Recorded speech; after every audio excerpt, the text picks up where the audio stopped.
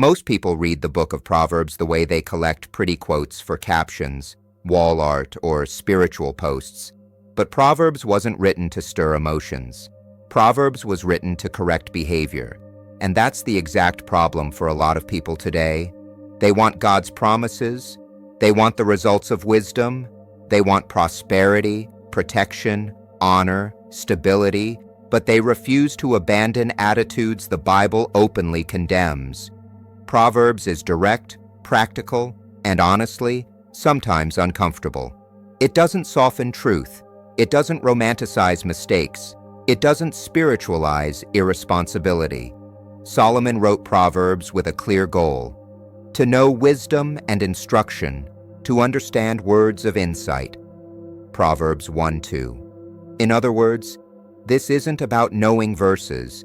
It's about learning to live wisely. In this video, I'm going to show you 10 attitudes a person should not have, according to the Book of Proverbs. And they're not always big sins in human eyes. They're subtle behaviors, normalized, socially accepted, but they destroy character, push prosperity away, and shut spiritual doors. If you have the courage to examine yourself honestly, this can change how you live, decide, and carry yourself. Attitude number 1. Despising correction and hating instruction. This is one of the most dangerous attitudes a person can have, and also one of the most common. Proverbs makes it clear right from the beginning: fools despise wisdom and instruction. Proverbs 1:7. Notice the word despise. It's not that they don't know. It's not that they've never heard. It's that they reject it. A person who despises correction gets offended when confronted, always has an excuse ready, shifts blame onto others, believes they're never the problem, confuses pride with self-love. Proverbs calls that person what nobody wants to be called: a fool. But here's what's even more serious. The problem isn't making mistakes. The problem is refusing to be corrected. Whoever loves discipline loves knowledge, but whoever hates reproof is stupid. Proverbs 12:1. That's strong. And Proverbs doesn't apologize for being strong. A person who rejects instruction, repeats the same mistakes for years, crashes financially more than once, destroys relationships, lives in cycles of emotional and material scarcity, and still believes they're being treated unfairly or targeted, when in reality, they're resisting the very process that would make them grow. How this shows up in real life. This attitude appears when someone won't accept advice, only listens to people who agree with them, despises spiritual guidance, ignores obvious warnings, confuses independence with rebellion. Proverbs teaches that wisdom doesn't grow in isolation. Wisdom grows in a heart that stays teachable. The way of a fool is right in his own eyes, but a wise man listens to advice. Proverbs 12:15. Let that sink in. Every fool thinks they're right. But believing you're right doesn't change consequences. Feelings don't override principles. And being right in your own head doesn't protect you from the results of foolishness. The spiritual consequence of despising instruction. Here's what many people miss. God corrects the ones he loves. Rejecting correction isn't strength, it's resisting divine care.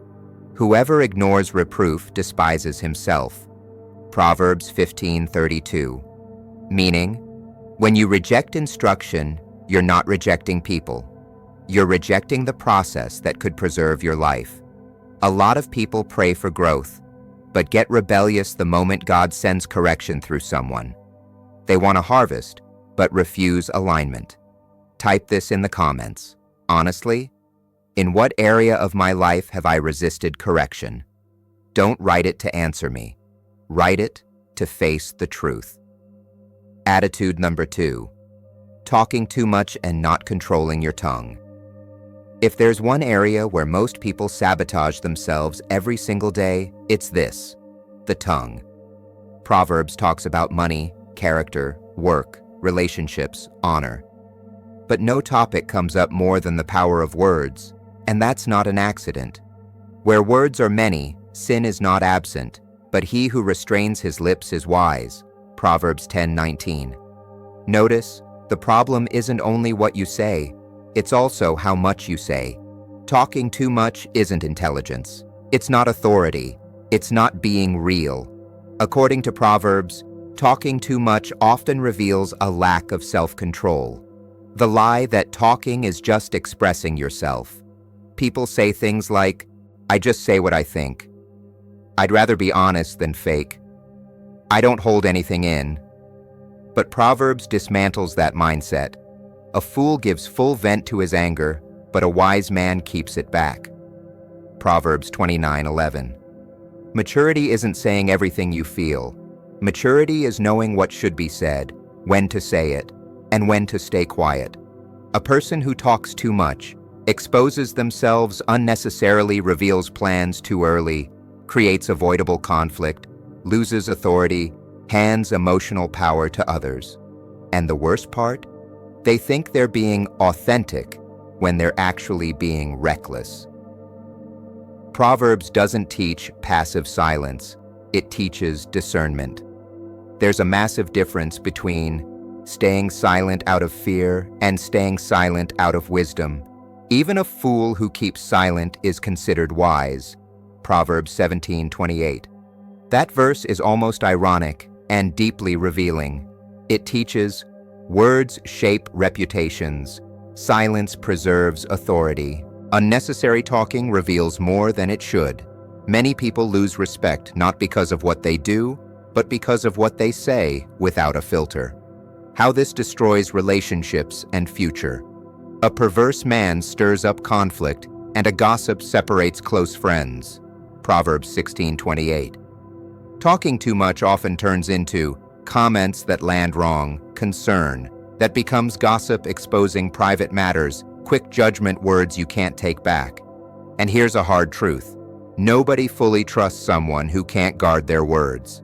They might be charismatic, but they won't be respected long term. The tongue as a gate of life or death. Death and life are in the power of the tongue. Proverbs 18:21. That's not poetry. That's a spiritual principle. Words shape atmospheres. They direct decisions. They influence emotions. They open or block paths. A person who doesn't control their tongue talks down their own future, declares defeat in crisis, sabotages opportunities, weakens relationships, and then wonders why nothing flows. Wisdom: talk less, weigh more. The heart of the wise makes his speech wise and adds grace to his lips.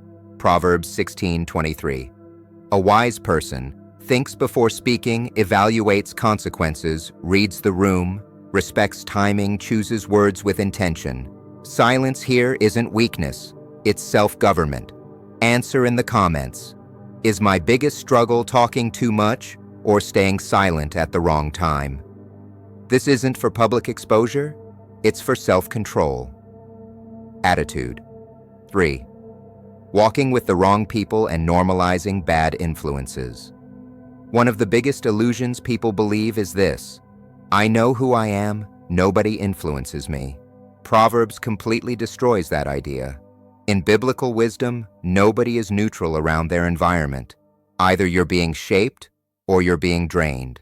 Either you grow or you get contaminated. Proverbs treats your circle as a spiritual decision.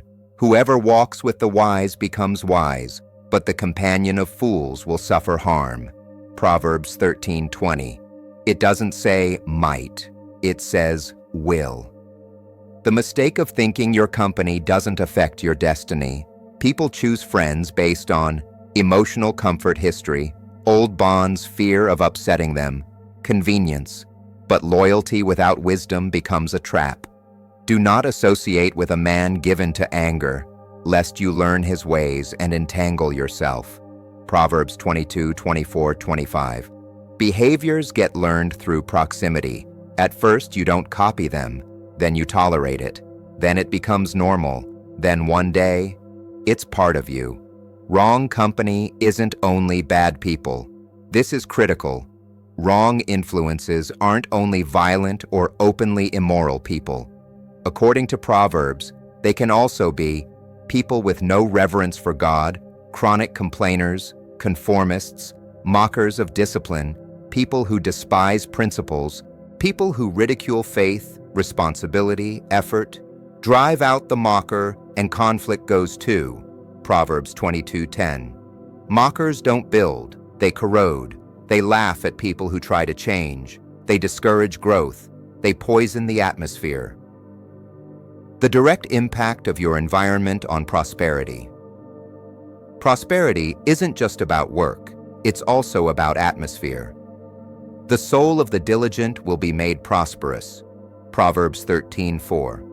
Now think, what happens when a diligent person constantly walks with lazy people? They start excusing delays, normalize low effort, lower standards, lose momentum, shrink vision.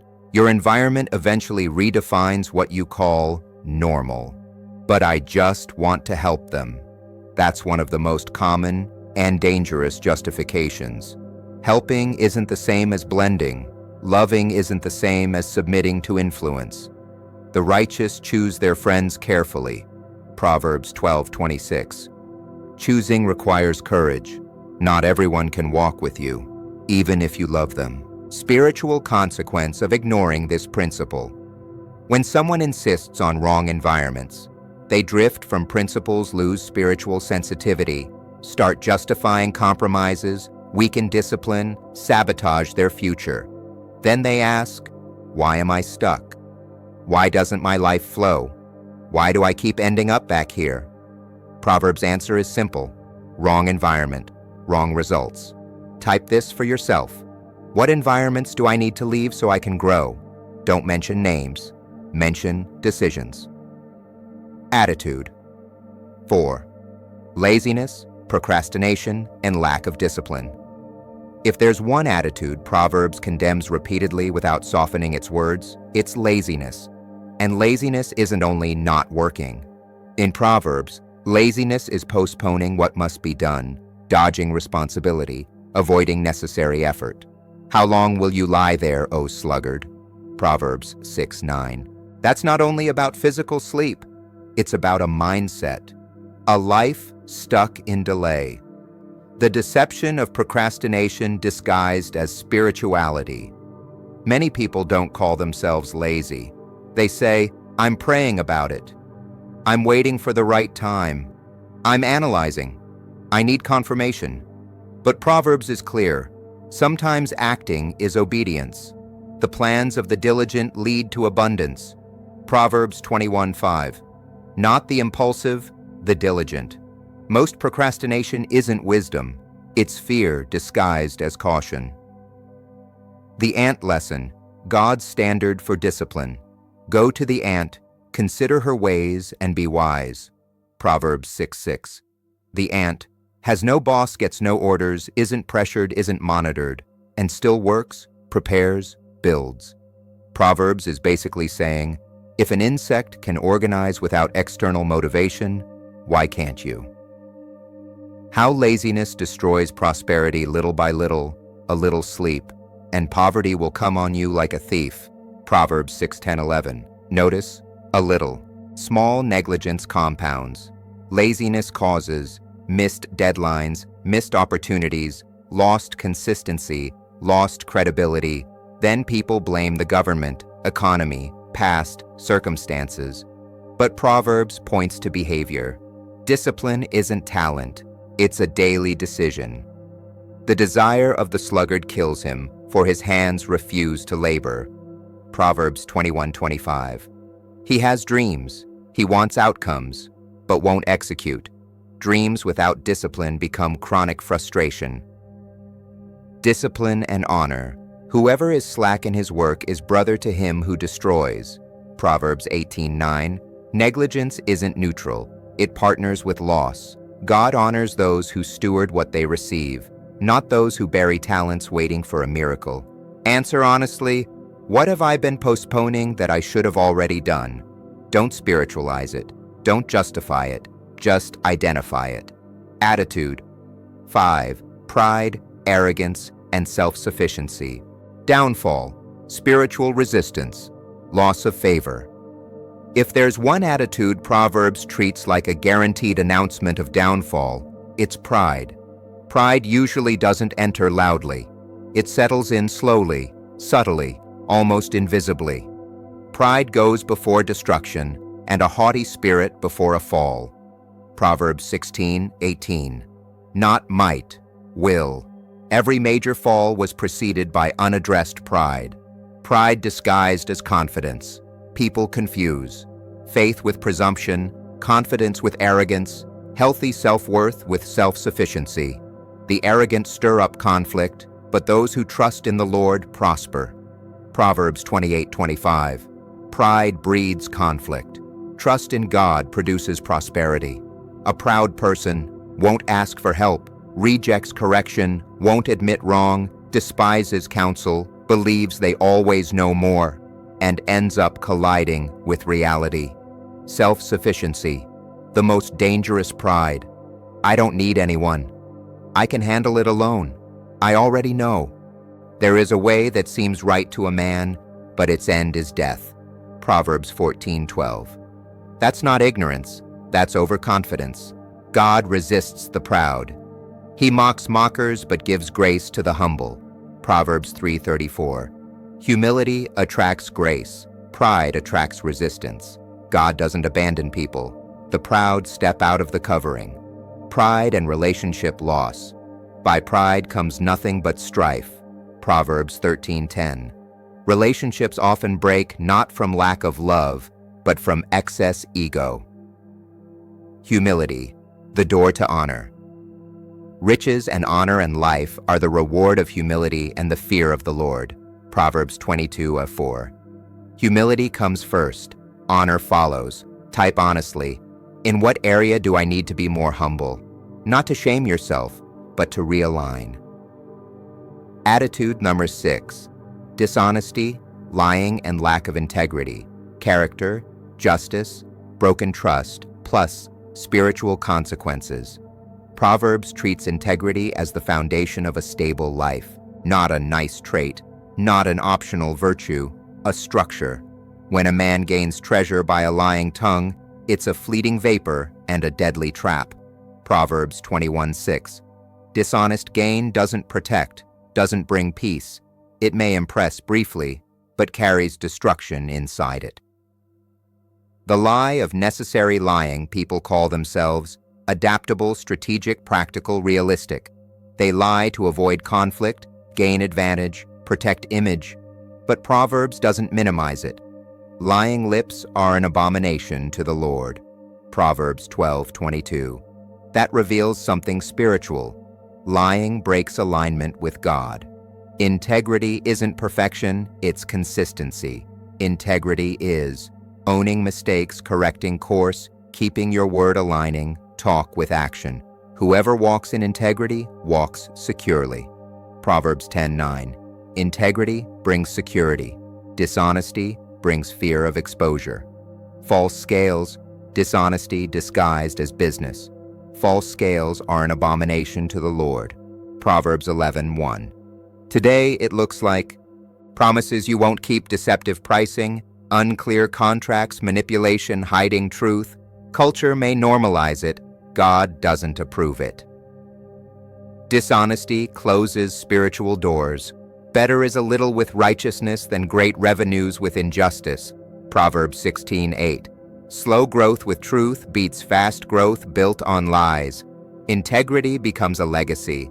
The righteous walks in integrity. Blessed are his children after him. Proverbs 20:7.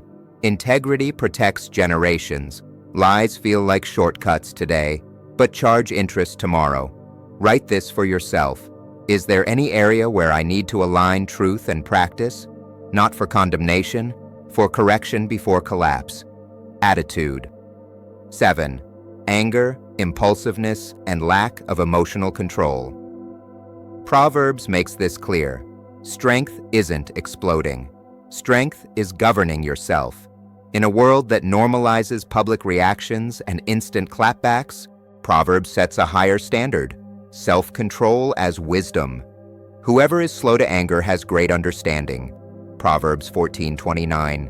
Impulsiveness isn't personality, it's practical foolishness. The excuses people use. That's just how I am. I'm just honest. I don't let people disrespect me. They provoked me. But Proverbs doesn't accept excuses. An angry man stirs up strife and multiplies transgressions. Proverbs 29:22. Anger doesn't solve one problem. It creates 10 more.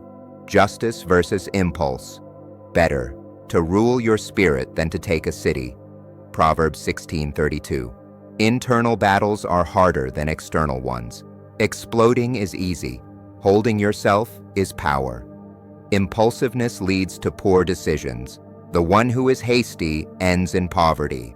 Proverbs 21:5. Hasty doesn't just mean fast, it means deciding without reflection. Anger repeats its own cycles. A man of great wrath will pay the penalty.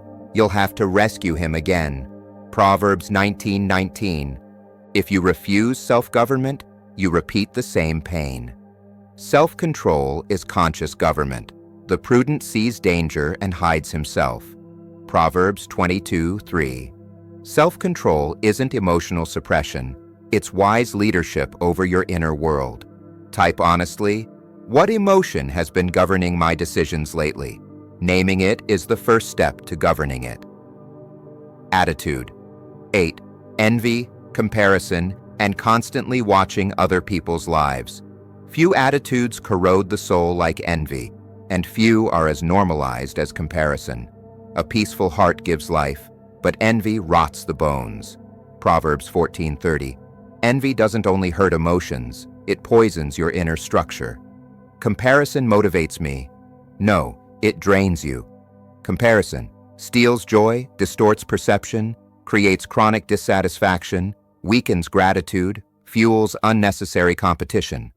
Over time, admiration becomes resentment. Envy is unresolved frustration.